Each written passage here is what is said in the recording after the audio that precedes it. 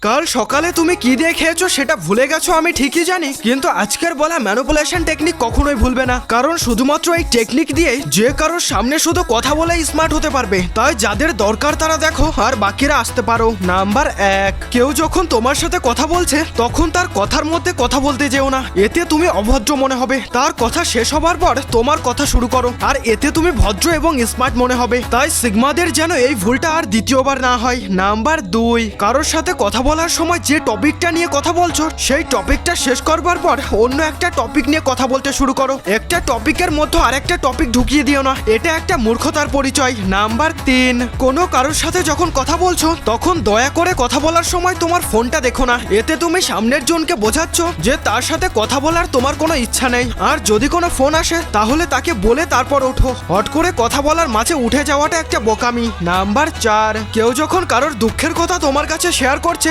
তখন তুমি তার মধ্যে তোমার ইতিহাসের দুঃখের বই খুলে বসো না, তখন বুদ্ধিমানের কাজ এটাই হবে তুমি তার কথাটা শোনো এবং তাকে সান্ত্বনা দাও। নাম্বার 5, কোনো কথা কারোর ব্যাপারে পুরোপুরি না জানলে তাকে সেই কথাটা বলতে যেও না, কারণ এই কথাটি যদি সত্য না হয় তাহলে সে তোমার উপর রাগও হতে পারে। আর হ্যাঁ, আমি রাগ করব যদি আমার সিগমা আরবিরা কমেন্টে আমার জন্য রেড হার্ট না দিয়ে যায়।